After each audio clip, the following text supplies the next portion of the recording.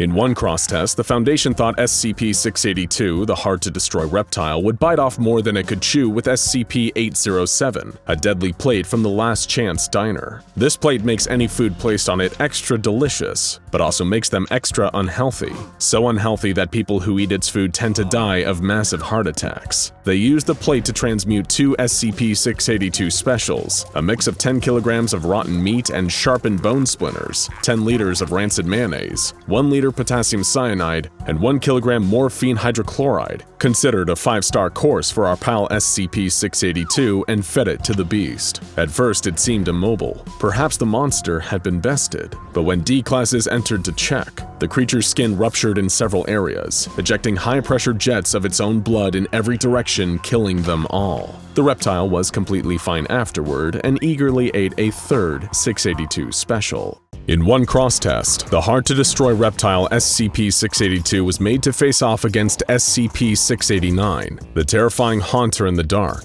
a statue that can induce death in anyone who looks at it and then stops paying attention. The statue was placed in 682's chamber, and the lights were turned off for 5 minutes. When the lights were turned back on, 682 laid motionless in a pile of dark gray goo. When a D-class was sent in to confirm the kill, 682 suddenly rose back up to its feet and devoured him in an instant. 2 swift chomps with its razor-sharp teeth, and the D-class was history. It seems that 682 doesn't fit the same definition of alive as us humans, and as a result was unaffected by the haunter in the dark. Frighteningly, 682 was also smart enough to intuit 689's anomalous ability, and use this knowledge to play dead and attempt escape. It's the Clash of the Titans, SCP-682, the hard-to-destroy reptile, versus SCP-096, the terrifying murderous Shy Guy. But who won this battle? Well, it was kind of a draw. Their battle lasted for 72 whole hours and ended in a brutal stalemate, with SCP-096 severely injured and huddled in one corner of the room, and 682 in the other, missing 85% of its original body mass. The creatures were both brought back to their chambers with relative ease. A fight like this can never happen again, because now, whenever 096 is brought too close to 682, it turns away, shrieks, and begins clawing at its own face. In one cross-test, SCP-682, the hard-to-destroy reptile, was made to face off against SCP-1361, a giant aggressive mass of animal slurry that envelops and digests everything it touches, before briefly taking on their traits. Just over 1,000 kilograms of SCP-1361 was poured onto SCP-682, and it successfully enveloped the creature. The problem was that it then began taking on traits and a temperament incredibly similar to SCP-682. After developing legs, jaws, and other physical features similar to the reptile, it broke out of containment and killed 17 members of staff. After several failed attempts to stop the creature with small arms fire, it was finally destroyed by the aerial deployment of napalm. 682's skeletal carcass was retrieved from within and placed back in its chamber. It had regenerated back to perfect health within a mere 6 hours. We all have that one friend we just can't take anywhere with us without a little explanation and a whole lot of embarrassment. Nobody expected what would happen when the SCP Foundation cross-tested SCP-682, the hard-to-destroy reptile, with SCP-082, a giant aggressive humanoid called Ferdinand the Cannibal. When they presented Ferdinand with a tissue sample of 682, he said, "Oh, splendid, my friend lives!" When he entered the containment chamber, 682 immediately attempted to flee from him, despite Ferdinand claiming they were friends who went way back. And in fact, 682 had once been his loyal steed. After extended fighting, Ferdinand began to ride 682, an experience the reptile found supremely humiliating. Once 082 left, the giant was delighted, and SCP-682 said something about him that we can't repeat if we want to keep monetization on this video. In one particularly exciting cross-test, the Foundation set SCP-682, the infamous hard-to-destroy reptile, against SCP-204, a cloud of deadly, all-consuming nanites bonded to a small child for the purposes of protecting them. As SCP-682 naturally attacked the child, the nanites sprung into action, forming the shape of a huge warrior with an axe and shield. The battle was intense, but amazingly, despite taking tremendous damage itself, the SCP-204 warrior kicked the stuffing out of SCP-682. As is expected of SCP-204, before its nanites began feeding on SCP-682's immobilized body. But surprise, surprise, SCP-682 started regenerating faster than the nanites could eat it. It then began to attack SCP-204 once again. The Foundation tranquilized both parties and hosed SCP-682 with hydrochloric acid before returning them both to their chambers. All anomalies contained, no children harmed. Delegating a high-priority task to a person who only delivers a bare-minimum style of work ethic otherwise will probably result in the task not getting done. The Foundation tried to snuff out SCP-682 with the help of SCP-2599, formerly known as Xena Cho, a woman of Korean descent who will carry out any order you give her, but only around halfway. That's why the Foundation ordered her to attack 682 until it was 200% dead, so even if she only did her task by halves, it would still be 100% dead. By all accounts, she was actually doing a pretty solid job, horrifically mutilating the creature to the point of near death when it suddenly yelled, "Kill me, you sack of organs! Do it!" And that order seemingly confused her, seeing as only going halfway on killing the creature was something she'd already done. She remained motionless in the test chamber until she was physically removed, and later attempts to use her in 682's Termination were fruitless. The Foundation once tried to kill SCP-682, the hard-to-destroy reptile, with SCP-272, an old iron nail. This anomalous nail can kill its victims in a number of ways. The nail binds a victim's shadow to the ground, indirectly binding the victim itself as well by doing so. If the shadow is displaced due to changes in light source, the victim is flung and contorted in the same direction the shadow has moved. If the victim tries to destroy the nail, they will surely die. After the Foundation intentionally made the lights in 682's chambers strobe on and off from various directions, causing the reptile to be mutilated by being hurled around the room, its body began producing an extremely powerful light source, eliminating its own shadow and keeping it safe. The light was so bright that when D-classes entered the chamber to remove the nail, despite wearing eye protection, they were afflicted with permanent retinal damage. And of course, in the end, SCP-682 was just fine. In one of the more desperate attempts to kill SCP-682, the hard-to-destroy reptile, the SCP Foundation employed the use of SCP-3802,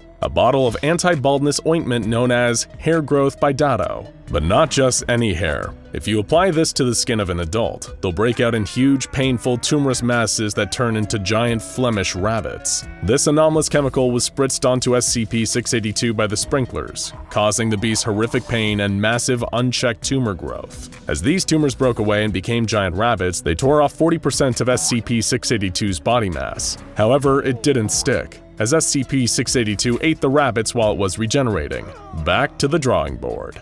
Who would win, the hard-to-destroy reptile or 9.15 million kilograms of bananas? This is SCP-682 versus SCP-3521. When SCP-682 was cross-tested with SCP-3521, a little yellow pill that makes bananas manifest in the stomach of those who eat them, the Foundation hoped to answer that question. 682 was tricked into eating the pill by hiding it inside the body of a dead cow, which was then fed to the monster. As time passed, an absurd number of bananas began to manifest in and around SCP-682, filling its containment chamber and then the entire facility. However, just when it seemed 682 was crushed under all that potassium, it began eating the bananas faster than they could be produced. And because bananas are each slightly naturally radioactive, eating that many gave SCP-682 the ability to fire a powerful radiation beam out of its mouth, until 3521's effects wore off. The craziest part? This all occurred within a 10-minute period. Guess you could say things went a little bananas there. Ready for this one? SCP-682 versus SCP-835 is one of the most horrifying SCP-682 cross-tests we have logged to date. That's right, we have paired the hard-to-destroy reptile with the disgusting nightmare known as SCP-835, a giant carnivorous coral polyp made from living human matter. When SCP-835 was released, the infectious abomination pulled SCP-682 into its massive gullet, dragging it down for a slow and painful digestion,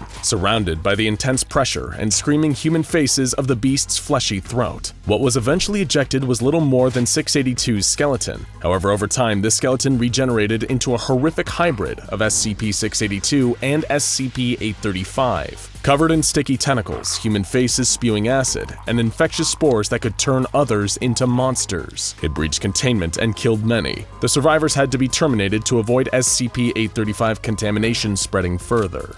SCP-682 VS Godzilla. Who would take home the gold in the battle of these mighty reptiles? Godzilla obviously has the advantage in terms of his offensive capabilities. He's considerably larger than SCP-682 and has the incredible power of his atomic breath, capable of taking down other huge monsters like King Ghidorah or other MUTOs. However, SCP-682 has its trump card: insane adaptability. When faced with Godzilla, it may adapt to imitate the monster's atomic breath, or begin to grow to epic proportions to match it in size.